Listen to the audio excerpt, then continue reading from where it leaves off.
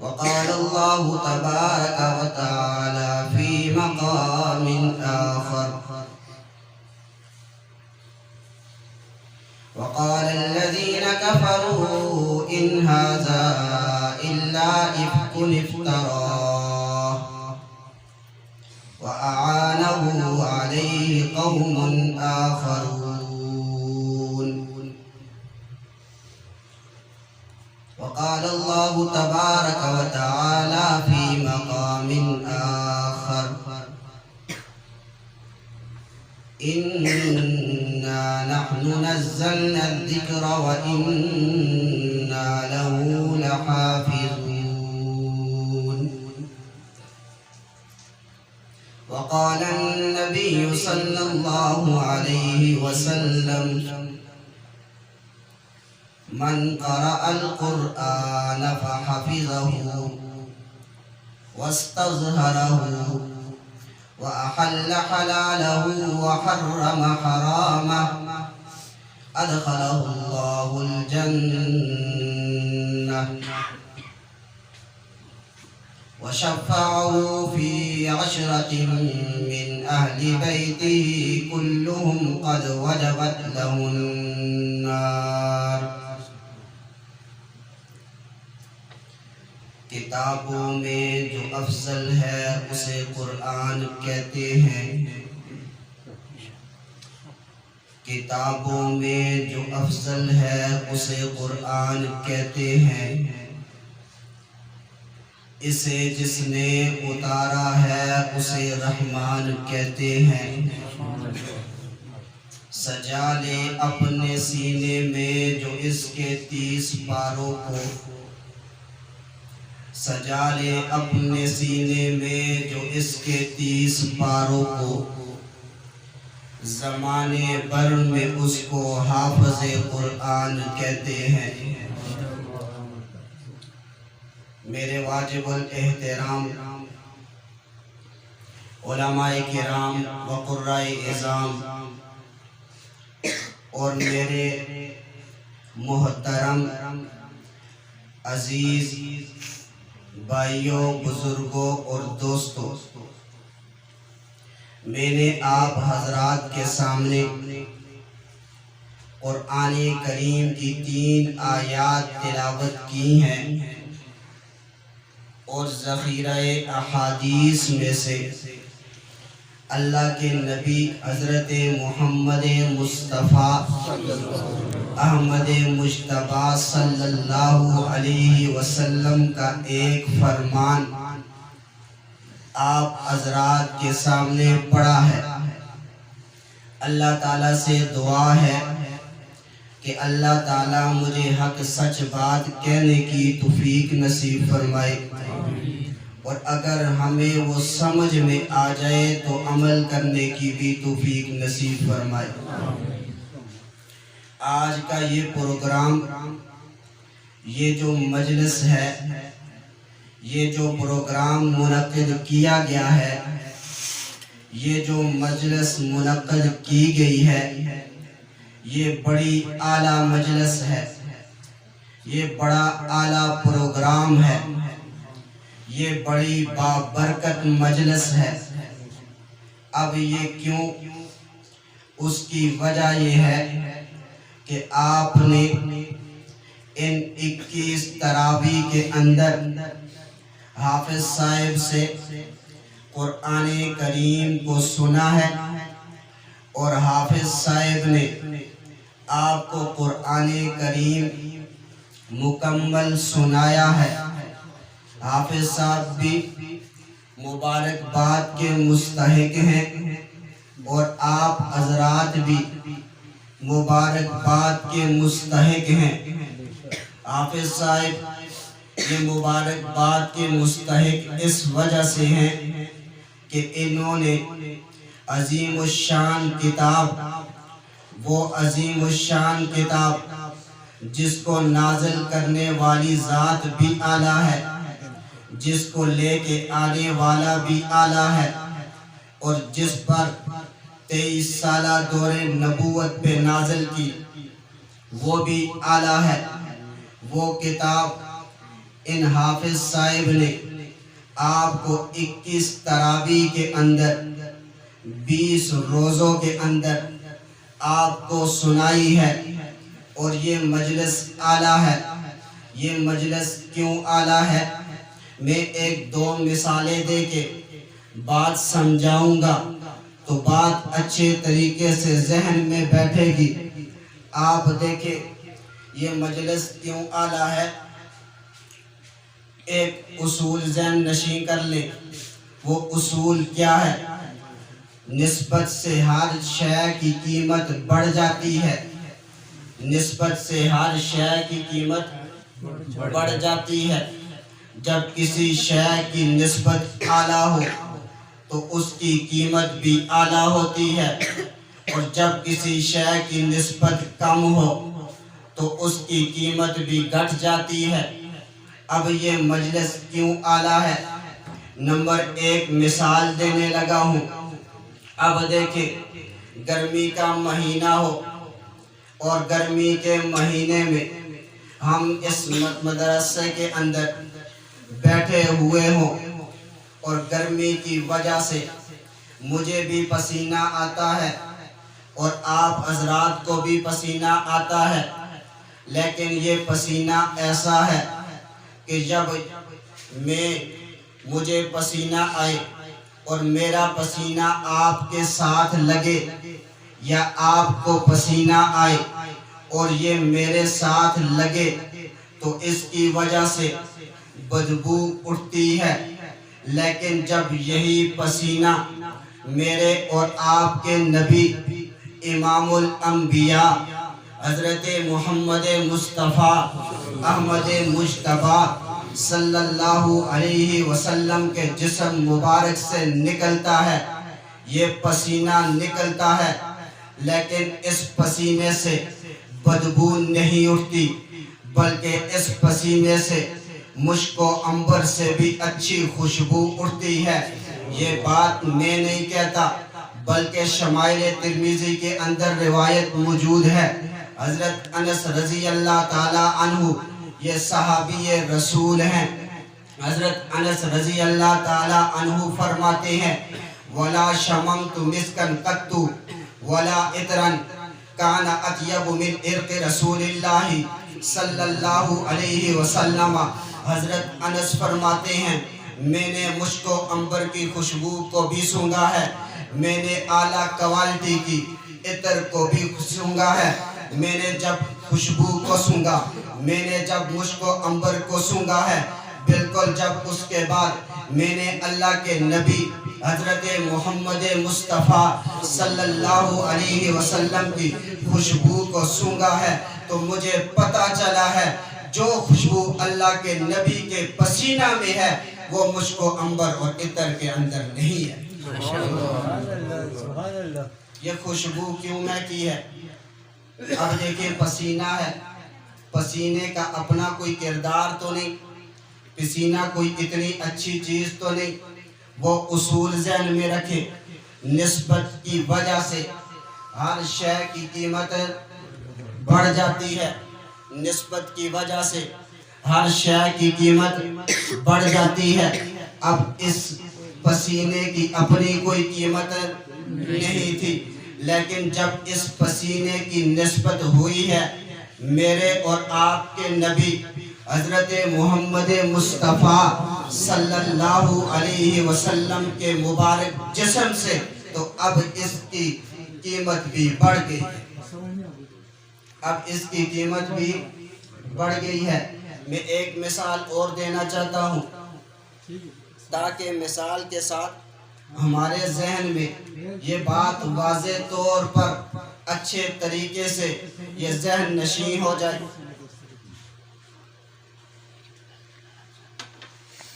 دیکھیں مثال کے طور پر ہم یہاں سے باہر گئے، باہر ہم نے دیکھا ایک دکان ہے، اور دکان کے اندر مختلف ورائٹیوں کے، مختلف قسم کے، مختلف کمپنیوں کے جوتے موجود ہیں۔ باٹا کے بھی جوتے موجود ہیں، سروس کے بھی موجود ہیں، الغرض مختلف قسم کے کمپنیاں انہوں نے جوتے بنائے ہیں، وہ باہر موجود ہیں، لیکن ہم نے وہاں پر دیکھا، دکان والے سے پوچھا بتاؤ ان کی مالیت کتنی ہوگی؟ وہ کہنے لگا دیکھو ان کی مالیت بہت زیادہ ہے۔ پوچھا پھر بھی بتا تو دو۔ اب وہ کہنے لگا ان کی مالیت لاکھوں میں ہے۔ ہم نے دیکھا وہاں پر ایک جوڑا جوتوں کا، وہ بظاہر نظر آ رہا تھا پرانا سا ہے، نظر آ رہا تھا پرانا سا ہے۔ ہم نے جب اس کو دیکھا تو جب دکاندار سے پوچھا، دکاندار کہنے لگا یہ میں نے بیچنے کے لیے نہیں رکھا۔ ہم نے کہا یہ کیا؟ اتنے اعلیٰ قسم کے جوتے ہیں، یہ تو آپ بیچ رہے ہو، اتنی مالیت کے ہیں، یہ تو آپ بیچ رہے ہو، لیکن یہ ایک جوتا جو بظاہر اعلیٰ نظر نہیں آتا تو یہ کیوں نہیں بیچتے؟ اب وہ کہنے لگا دیکھو یہ جو ہمیں ایک سادہ سا جوتا نظر آ رہا ہے، اس جوتے کے اوپر جو چمڑا استعمال ہوا ہے یہ وہ چمڑا ہے جس کے ساتھ ہمارے نبی حضرت محمد مصطفیٰ صلی اللہ علیہ وسلم کا مبارک پاؤں لگا ہے۔ اب دیکھیں یہ جوتا بظاہر ادنا سا نظر آ رہا ہے، اس کی قیمت اتنی نظر نہیں آ رہی، یہ بظاہر پرانا سا نظر آ رہا ہے، لیکن عجیب بات یہ ہے ادھر لاکھوں کی مالیت بتانے والا شخص وہ ان کو تو بیچ رہا ہے، لیکن یہ جو سادہ سا ایک جوڑا رکھا ہے اسے نہیں بیچ رہا۔ اس کی وجہ کیا ہے؟ وجہ یہ ہے، اب دیکھیں اس جوتے کی نسبت وہ اعلیٰ چیز کے ساتھ ہو گئی ہے، تو جس کی وجہ سے اب اس کی قیمت باقی جوتوں کی بنسبت بڑھ گئی ہے، اس کی نسبت بھی باقی جوتوں کی بنسبت بڑھ گئی ہے۔ اب اصول ذہن میں ہے کہ کیا نسبت کی وجہ سے ہر شے کی قیمت بڑھ جاتی ہے، تو اس وجہ سے میں نے یہ بات کہی۔ آج جس مجلس کے اندر آپ اور میں بیٹھے ہیں یہ مجلس بھی بڑی اعلیٰ ہے، اعلیٰ ہونے کی وجہ کہ اس کی نسبت اعلیٰ چیز سے ہے، اس کی نسبت اعلیٰ چیز سے ہے۔ اس کی نسبت کس سے ہے؟ اس کی نسبت اللہ کی رضا سے ہے۔ اس کی نسبت کس سے ہے؟ اس کی نسبت اللہ کے کلام سے ہے۔ اس کی نسبت کس سے ہے؟ اس کی نسبت اللہ کے قرآن سے ہے۔ اس کی نسبت کس سے ہے؟ اس کی نسبت اللہ کے نبی حضرت محمد مصطفیٰ صلی اللہ علیہ وسلم کے دائمی معجزے کے ساتھ ہے، جس کی وجہ سے اب اس مجلس کی قیمت بھی بڑھ گئی ہے۔ اس مجلس کی قیمت کیوں بڑھی؟ اس کی وجہ یہ ہے کہ اس کی نسبت اعلیٰ چیز کے ساتھ ہے۔ وہ جب مجلس اتنی اعلیٰ ہے تو اس مجلس کے اندر جو قرآن پڑھا گیا اور جو قرآن سنا گیا تو آپ خود اندازہ لگا لیجئے اس کی نسبت، اس کی قیمت کتنی بڑی ہوگی، اس کی قیمت کتنی بڑی ہوگی۔ اب دیکھیں قرآن یہ اللہ تعالیٰ کا کلام ہے، اللہ کے نبی حضرت محمد مصطفیٰ صلی اللہ علیہ وسلم کا معجزہ ہے۔ اللہ کے نبی کا معجزہ ہی نہیں بلکہ دائمی معجزہ بھی ہے۔ یہ معجزہ تو ہے ہی لیکن دائمی معجزہ بھی ہے۔ اللہ تعالیٰ کی یہ عادت مبارکہ ہے، جب بھی کسی نبی کو اللہ تعالیٰ نبوت عطا کرتے ہیں، نبوت پر دلائل کے طور پر معجزات بھی عطا کرتے ہیں۔ مثلا اللہ تعالیٰ نے حضرت موسیٰ علیہ السلام کو نبوت عطا کی ہے۔ نبوت پر دلیل کے طور پر اللہ تعالیٰ نے 9 آیات بینات 9 معجزات عطا کیے، لیکن میں تفصیلی طور پہ ان پہ گفتگو نہیں کرتا، میں صرف اشارتاً بات کہنے لگا ہوں۔ اللہ تعالیٰ نے حضرت موسیٰ علیہ السلام کو جب نبوت عطا کی، نبوت پر دلائل کے طور پر موسیٰ علیہ السلام کو معجزات عطا کیے۔ ان میں سے ایک معجزہ وہ عصا تھا جب حضرت موسیٰ علیہ السلام اس عصا کو زمین پر پھینکتے فَإِذَا هِيَ ثُعْبَانٌ مُبِينٌ وہ بڑا اژدہا بن جاتا تھا۔ یہ حضرت موسیٰ علیہ السلام کو اللہ نے نبوت پر دلیل کے طور پر معجزہ عطا کیا ہے۔ دوسرا معجزہ حضرت موسیٰ علیہ السلام کا اپنے گریبان کے نیچے ہاتھ کو ڈالتے ہیں، واپس باہر نکالتے ہیں، جب سامنے کرتے ہیں یہ سورج کی طرح روشن ہو جاتا ہے۔ بالکل اسی طریقے سے اللہ تعالیٰ نے حضرت عیسیٰ علیہ السلام کو نبوت عطا کی ہے۔ نبوت پر دلائل کے طور پر کہیں معجزات عطا کیے، لیکن میں ایک معجزے کی بات کرنے لگا ہوں۔ حضرت عیسیٰ علیہ السلام کو اللہ نے نبوت عطا کی، نبوت پر دلیل کے طور پر ایک معجزہ دیا، وَأُحْيِي الْمَوْتَى بِإِذْنِ اللَّهِ۔ حضرت عیسیٰ علیہ السلام کسی قبر کے پاس جاتے، مردے کو جا کر کہتے قُم بِإِذْنِ اللَّهِ، وہ مردہ اللہ کے حکم سے زندہ ہو کے کھڑا ہو جاتا۔ بالکل اسی طریقے سے اللہ تعالیٰ نے حضرت صالح علیہ السلام کو نبوت عطا کی ہے، نبوت پر دلائل کے طور پر حضرت صالح علیہ السلام کو پہاڑ سے اونٹنی نکال کے بھی دی ہے۔ بالکل اسی طریقے سے سب سے آخر میں میرے اور آپ کے نبی، دونوں جہاں کے نبی، امام الانبیاء حضرت محمد مصطفیٰ صلی اللہ علیہ وسلم کو اللہ تعالیٰ نے نبوت عطا کی ہے۔ جب نبوت عطا کی ہے، نبوت پر دلائل کے طور پر اللہ تعالیٰ نے کئی معجزات عطا کیے، ان میں سے ایک معجزہ اللہ تعالیٰ نے قرآن کریم کی صورت میں عطا کیا ہے، اور یہ معجزہ ایسا عطا کیا جس کی نظیر پیش کرنے سے پوری مخلوق عاجز ہے، جس کی نظیر پیش کرنے سے پوری مخلوق عاجز ہے۔ اب دیکھیں یہ قرآن، یہ اللہ کا کلام ہے۔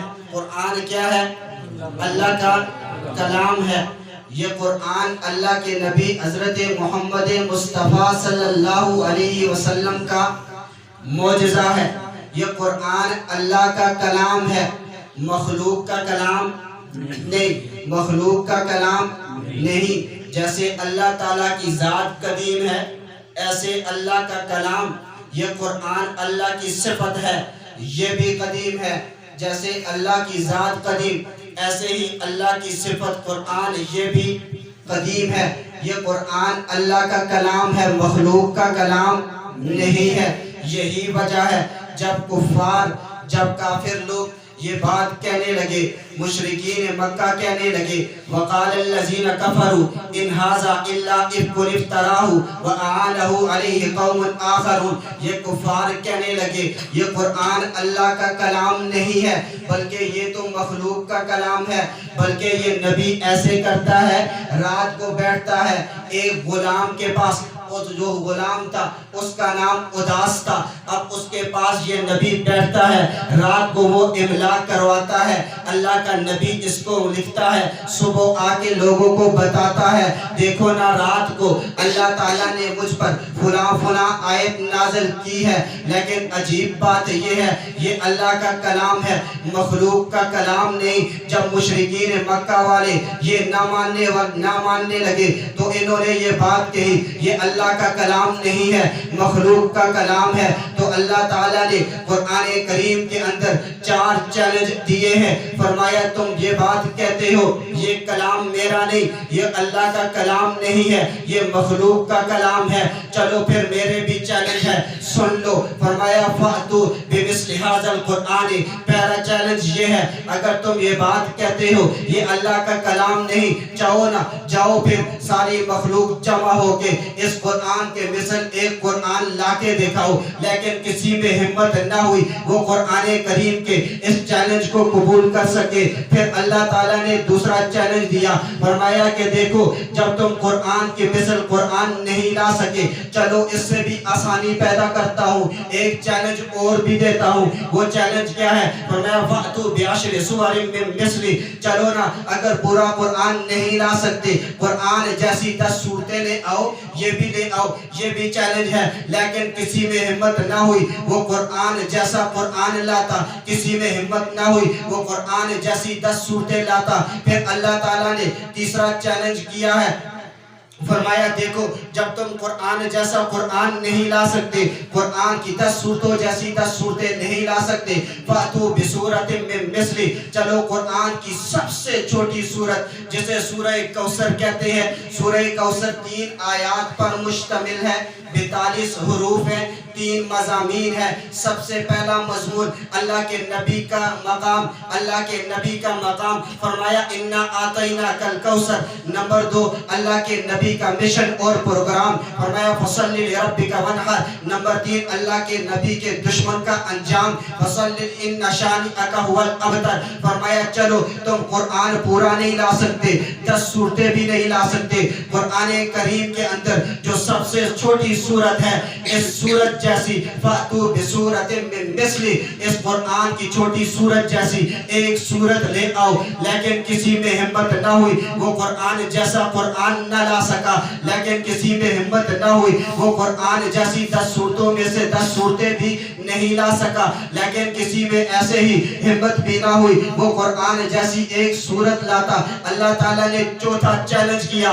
فرمایا 3 چیلنج قبول نہیں کر سکے، اب چوتھا چیلنج کرتا ہوں اور آسانی پیدا کرتا ہوں، فَلْيَأْتُوا بِحَدِيثٍ مِثْلِهِ، قرآن جیسا قرآن نہیں لا سکتے، قرآن جیسی 10 صورتیں نہیں لا سکتے، قرآن کی ایک صورت جیسی کوئی صورت نہیں لا سکتے، قرآن کی ایک آیت تو لے کے آ جاؤ، لیکن کسی میں ہمت نہ ہوئی وہ اللہ کے اس چیلنج کو قبول کر سکے۔ اس سے پتہ چلتا ہے یہ قرآن اللہ کا کلام ہے، مخلوق کا کلام نہیں ہے۔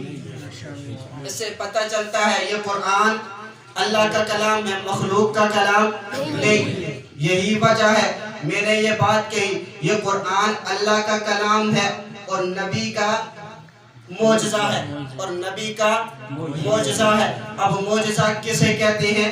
معجزہ کہتے ہیں جو اپنی نظیر پیش کرنے سے عاجز کر دے۔ معجزہ کسے کہتے ہیں؟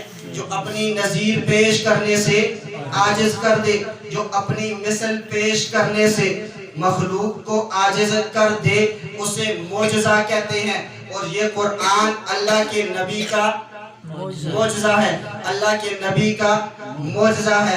عجیب بات یہ ہے اللہ کے نبی علیہ السلام کے معجزات کی 2 قسمیں ہیں، اللہ کے نبی کے معجزات کی 2 قسمیں ہیں، گویا اللہ کے نبی کے 2 قسم کے معجزات ہیں۔ نمبر 1 وقتی معجزہ، نمبر 1 وقتی معجزات، نمبر 2 وقتی نہ بلکہ ہمیشہ رہنے والے دائمی معجزے، نمبر 2 دائمی معجزے۔ اللہ کے نبی صلی اللہ علیہ وسلم کے دونوں قسم کے معجزات ہیں۔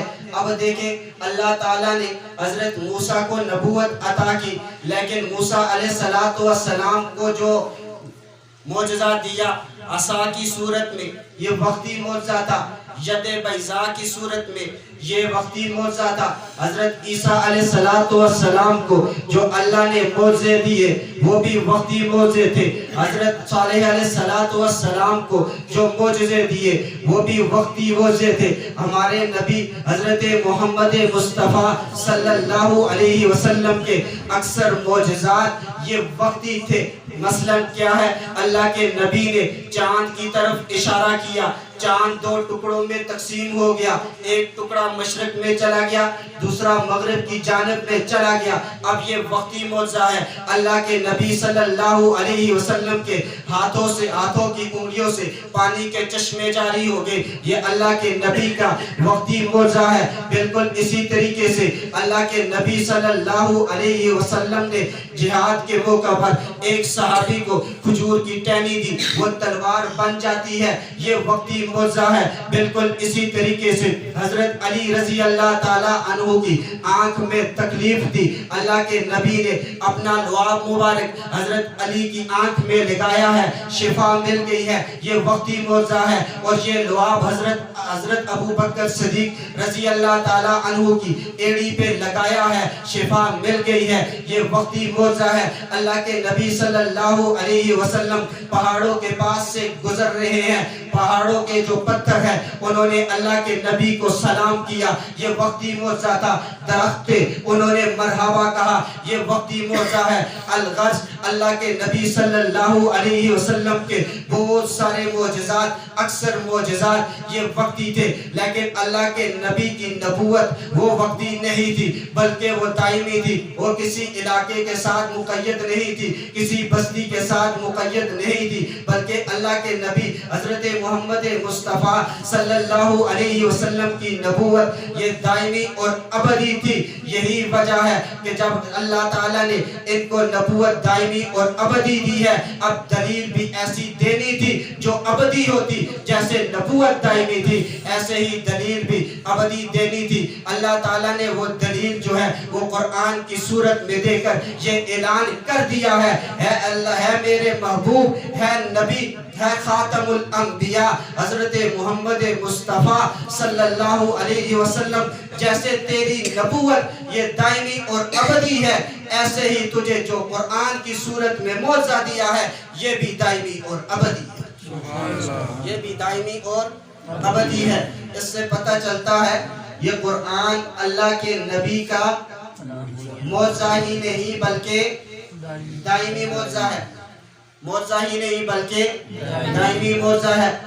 مفتی شفیع عثمانی رحمت اللہ علیہ نے معرف القرآن کے اندر لکھا ہے، فرماتے ہیں اللہ کے نبی صلی اللہ علیہ وسلم کے دو معجزے ایسے ہیں جو دائمی اور ابدی ہیں، دو معجزے ایسے ہیں جو دائمی اور ابدی ہیں۔ فرمایا ان میں سے ایک معجزہ وہ ہے جب حاجی حج کرنے کے لیے جاتے ہیں، عمرہ کرنے کے لیے جاتے ہیں، اب جہاں سے وہ رمی کرتے ہیں، جمرات کی رمی کرتے ہیں، وہاں سے کنکریاں اٹھاتے ہیں اور جا کے کنکریاں مارتے ہیں، جہاں سے یہ کنکریاں اٹھاتے ہیں یہاں پہ کنکریاں پھینکی نہیں جاتی، اور جہاں پر کنکریاں جا کے لگتی ہیں وہاں سے کنکریاں اٹھائی نہیں جاتی۔ مفتی شفیع عثمانی رحمت اللہ علیہ نے معرف القرآن کے اندر لکھا یہ اللہ کے نبی حضرت محمد مصطفیٰ صلی اللہ علیہ وسلم کا دائمی اور ابدی معجزہ ہے، دائمی اور ابدی معجزہ ہے۔ لیکن اس معجزے کو دیکھنے کے لیے کئی شرائط ہیں، اس معجزے کو دیکھنے کے لیے کئی شرائط ہیں۔ اس کے لیے آپ کو پیسہ بھی لگانا پڑے گا، اس کے لیے آپ کو ویزا بھی لگانا پڑے گا، اس کے لیے آپ کو اتنا دور کا سفر بھی کرنا پڑے گا، اور اتنے کام ہوں گے اور اتنی شرائط ہیں کہ آپ کے لیے یہ شرط ہے کہ آپ میں سے وہ شخص وہاں پہ جائے گا جو عقل مند ہوگا، پاگل نہیں جا سکتا، اور اسی طریقے سے بالغ ہوگا تو پھر اس کا حج بھی قبول ہوگا اور اس کا حج فرض ہی ادا ہوگا۔ نابالغ کا حج جو نابالغی کی حالت میں کیا جاتا ہے وہ حج اس سے ساقط نہیں ہوتا۔ میں نے اس وجہ سے یہ شرط لگائی ہے۔ بالکل اسی طریقے سے ایک شرط اس کے لیے مسلمان ہونا بھی ہے۔ جب اتنی زیادہ شرائط پائی جائیں گی تو پھر آپ اس معجزے کو دیکھ سکیں گے۔ لیکن ایک اللہ کے نبی حضرت محمد مصطفیٰ صلی اللہ علیہ وسلم کا ایسا معجزہ ہے جس کے لیے آپ کو پیسے لگانے کی ضرورت نہیں، جس کے لیے آپ کو ویزا لگانے کی ضرورت نہیں، جس کے لیے آپ کو اتنا دور سفر کرنے کی ضرورت نہیں، بلکہ ہر شخص اس معجزے کو دیکھ سکتا ہے۔ ہمارے اس مدرسے کے اندر دیکھیں، یہاں پر بھی وہ معجزہ موجود ہے۔ کسی مسجد میں چلے جائیں وہاں پر بھی یہ معجزہ موجود ہے، کسی مسلمان کے گھر کے اندر چلے جائیں وہاں پر بھی یہ معجزہ موجود ہے۔ وہ معجزہ قرآن کریم ہے، وہ معجزہ قرآن کریم ہے۔ مفتی شفیع عثمانی رحمت اللہ علیہ نے یہ بات لکھی ہے، اللہ کے نبی کے دو معجزے ایسے ہیں جو ابدی اور دائمی ہیں، ابدی اور دائمی ہیں۔ نمبر ایک، جہاں سے حاجی کنکریاں اٹھاتے ہیں وہاں پہ کنکریاں پھینکی، اور جہاں پر یہ پھینکتے ہیں وہاں سے اٹھائی نہیں جاتی۔ بالکل اسی طریقے سے دوسرا معجزہ وہ قرآن کریم کی صورت میں ہے، وہ قرآن کریم کی صورت میں ہے۔ اسی وجہ سے میں یہ بات کہتا ہوں. اب دیکھیں یہ مجلس یہ اعلیٰ کیوں ہوئی ہے؟ اس کی نسبت کس سے ہے؟ قرآن کریم سے. نسبت کی وجہ سے ہر شے کی قیمت بڑھ جاتی ہے. اور قرآن کریم کی اس کی نسبت کس سے ہے؟ اس کی نسبت نبی سے بھی ہے.